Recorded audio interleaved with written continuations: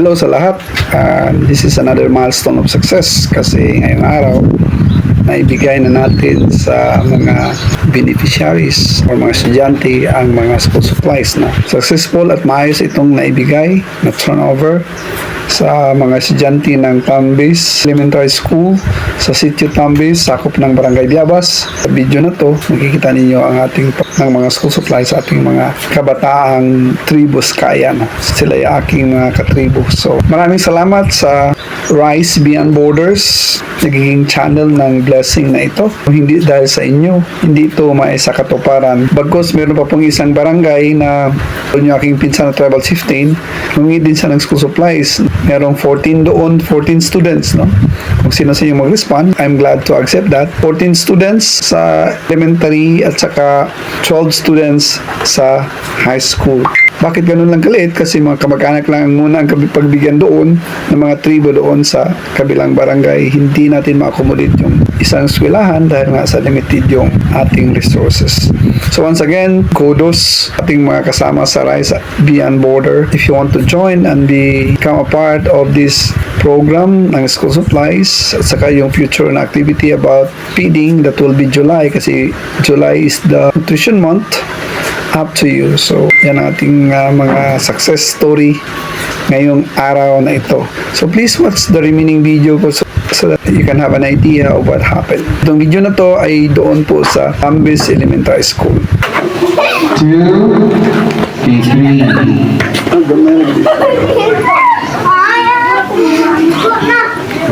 Ang dito, ilain lang sa bakit ang dito? Ikaw na mag... Okay.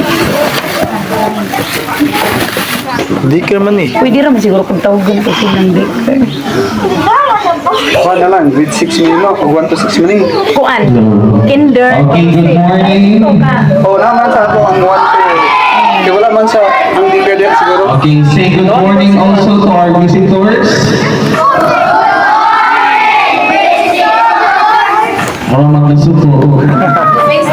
Face our visitors this morning. You say once again, good morning, visitors. Good morning. Ato bang grade 1 ato bang likod?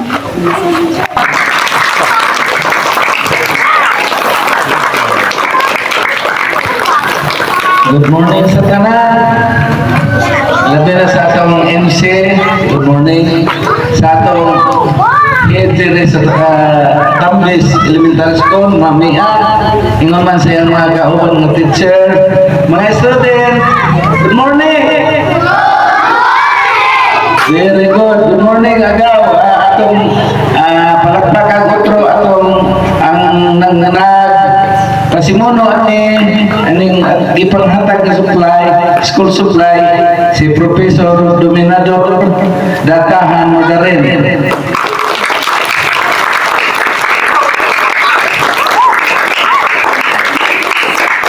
Okay, salamat.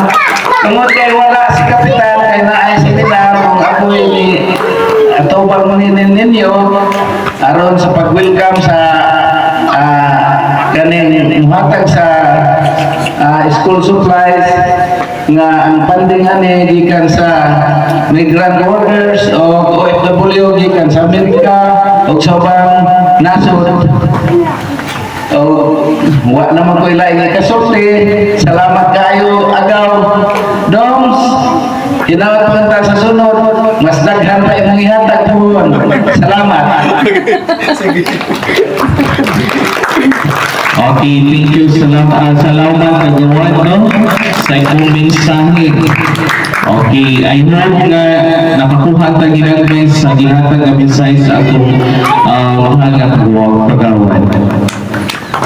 Okay, this time let us hear another message. Okay, ako ni siya o kanang ambag mo, anong nahimuning tanan.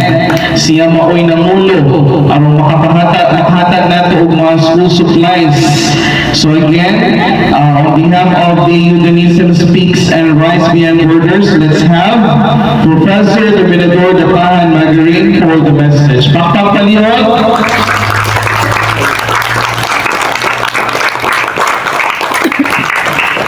Maraming salamat, sir.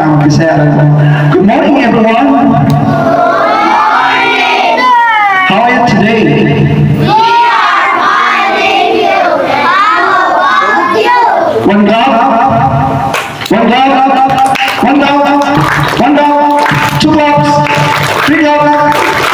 Alright, so that's ginanamang pagtudlod sa mga bata dito sa Thailand. Bali, 19 years ko sa Thailand, isinibig ko katuig na professor sa university. Mga dagko na mitudloan, mga doktor din sa baba, hangyo ko magtudlo sa elementary para maka-experience ko kung sa'y tinudloan sa elementary ditong Lipita. So, nihawak ko 19 years, nauli ko Pilipinas, tungkol kay nakulibiyahan din. Ay, before that, akong i-acknowledge ang school head. Kung i-agaw, pagmangko naman natin siya. Napaisa, ang tanang mga teachers ni ako ning mga pinalangga, no? Kani siya nga mga school supplies, mga bata, at sa school head, akong pagumanggon, mahal ka mong tanan, no? Mga teachers kay ako magtutudlo sa Pilipinas, 19 katuig, 19 po katuig nagtudlo sa Thailand. So, niuli ko diri kay namang tuig nabiyaan nga ako ang founder sa Mindanao Parliamentary Debate, Speech and Debate na siya. Tudlo mga bata mo gamit sa English language, English proficiency. So, kani siya nga activity tungod kay ningon tumang mga kauban na OFW. Sir, kung muli ka Pilipinas, suportaran ka namo sa imong mga advocacy sa education. And that's the reason why na-realize din pagpanghatag ng mga supplies. Mga bata, pasensya na kung ang notebook ninyo dili kompleto nga tag 8 subjects because I realize dili ma'am nga tag 8 subjects man din siya, no? Dili tanan. So, grade 1 to 5. Thank you so much. So, kani siya nga panghatag mga bata. Next ani, mag-feeding. Hello, gusto mga sa sunod. Tasan na mo, mga mag-feeding. Okay, mag-feeding daw ko no ang ilang gusto, no? Mga teachers sa labas. Okay, one clap. One clap. Two claps. Ano, two claps lang. Two claps. Three claps. Alright, so, mag-feeding, ang feeding ng next ani para healthy ang mga bata, no? So, kinsay, grade 5, tasan na mo. Grade 6. Alright, so, first time kami sa Google mga ma'am, i-develop na naman ang English proficiency sa Mindanao. Nagpadala yung mga bata ikan sa national, no? Sa una, ang to international. So, speech, English speaking. So, impromptu, wala basahay. So, in the future, mag-create ang activity na ma-develop ang mga bata din napita sa English speaking communication. So, ignana bali, no? Mo ni problema karon sa Pilipinas. Grade 11 makabasa pero wala sabutan sa gibasa. That's a fact. No, record na karon sa DepEd. So, dapat i-develop ang reading sa parliamentary debate na push ang mga bata magbasa. So, mga siya kani siya personally siya nga initiative sa Rise Beyond Borders o sa UNISM Speaks. And Speaks, manay meaning na School of Passionate English Speakers and Keen Educators. So, mga bata, two claps. Okay, isa gusto mong nawag ng okay, so para ni sa inyo, para ni sa mga bata, tama na kung pagsilbi sa laing nasod nga magtudlo dito sa universidad. Muli na ko diri, mag-for good na. Wala ni, sorry, no, I really hate politics. So ako ani ko already wala ni, wag mo wilaing magamit nga sa kakanao. So mga Budris Pilipinas ng mga kauban mo tag sila training para sa inyo sa English speaking. So hold on, one clap, two claps, hands up, okay, hands down, okay, one clap, two claps, hands down. Alright, so okay, that's how we do there. Okay, thank you so much, sir. Sometimes sa inyong siguro mag-iwan start. Okay, thank you so much, sir, for that message. How about giving another round of applause to Professor Dominador Datahan Magarin? Pakpakaliyon. Okay, 3 claps for Professor Dominador. 1, 2, 3, go! And let us all together shout, Lamis Samial, Professor Dominador. Go! Grade 6 na natin. Grade 6 I have Professor Dominador. Okay, together, 1, 2, 3, go!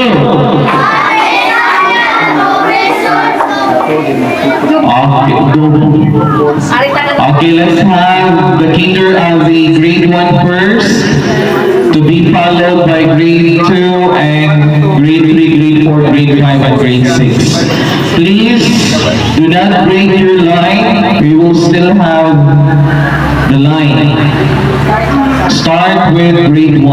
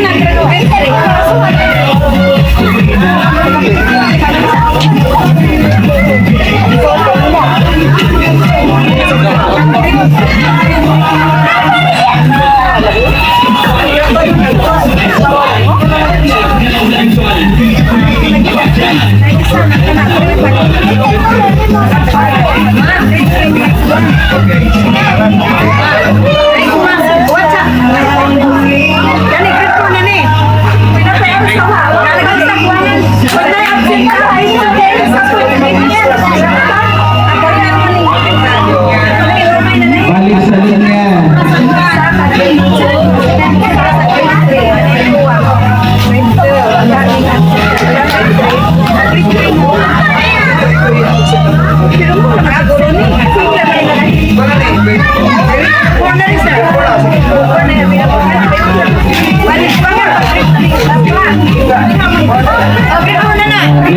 Grade 4. Next, grade 5.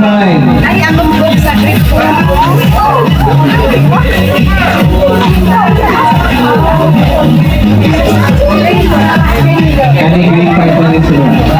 Grade 5. Wala yung absent ninyo? Isa ba? Julo. Balik sa linya, balik sa linya.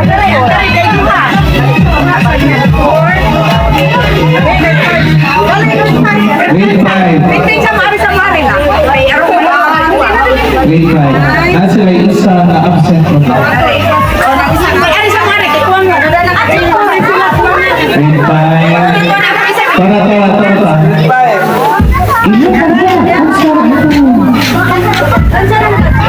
Kaya ka, Gino. Ato na ni Ma'am Juan, Ma'am Marjorie. Grade 5 na ramang kang Jello. Jello, ang talaga sa Grade 6. Please move forward, grade 6.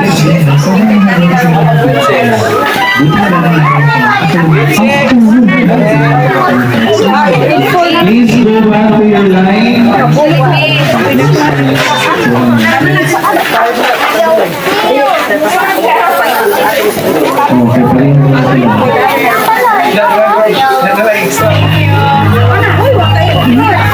pa rin magtatanong sila.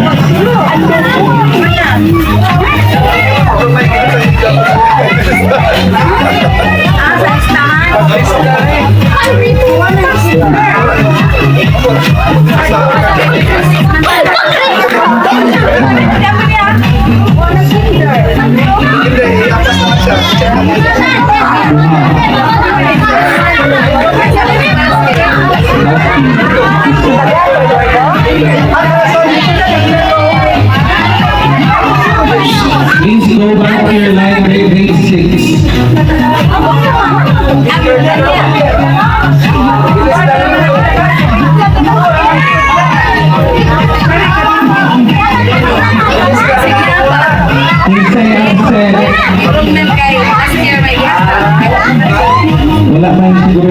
pero ang grade 6 taon na 5 na.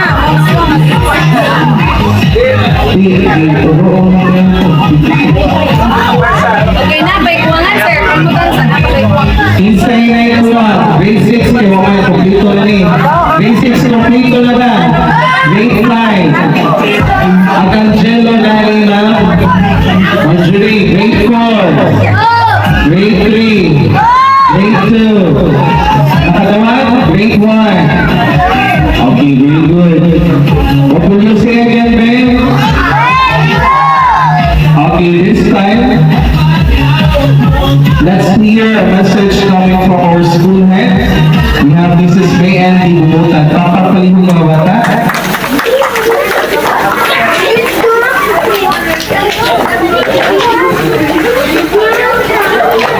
Okay, good morning everyone, especially to our visitors headed by Sir Don, our agaw here. And on behalf of the 1, 2, 3.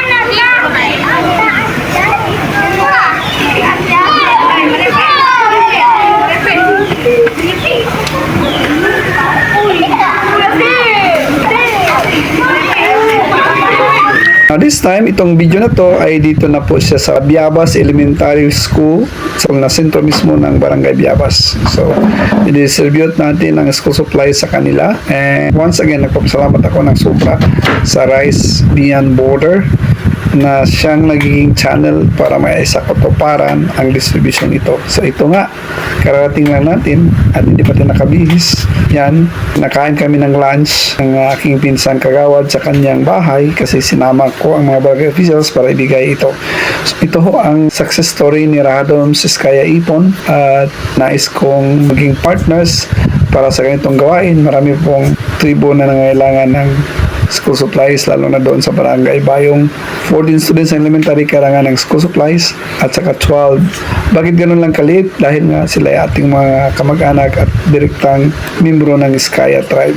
Rise Against the Border, mabuhay o kayo. And to God be the glory, honor, and praise, and for your lives, for your support and prayer. More power. State University man ang naghay sa amo ang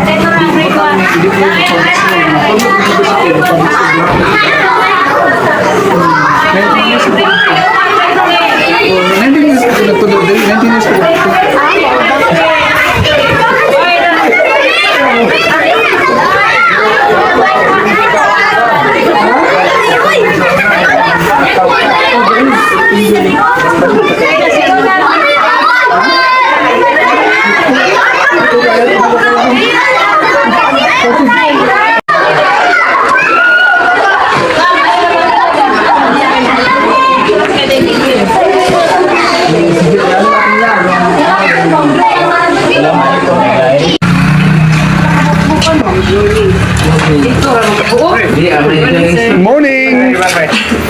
Ako kami na klase, Lunes pa mi. Lunes pa din. Kung sa'yo ko na yun, dito. Dito. Ay, kaya na yun. Record ako no. Record mo ka sa daycare man.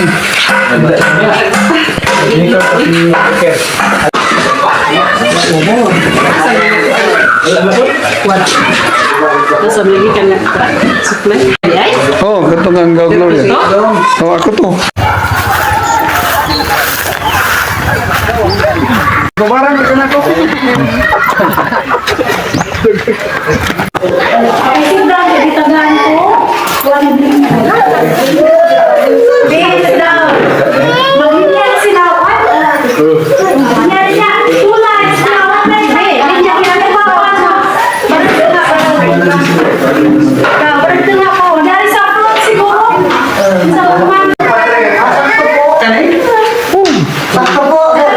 Sakto na daw, sakto na.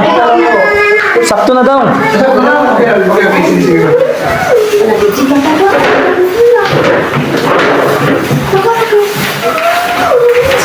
Thank you. Thanks.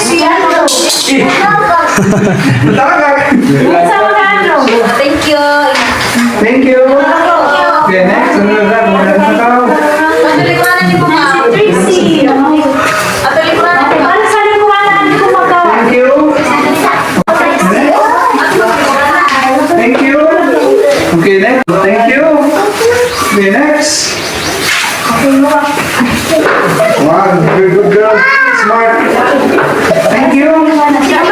Okay, ay, isa pa mali, agaw na rin. Okay, wala na. Hindi na kami isa.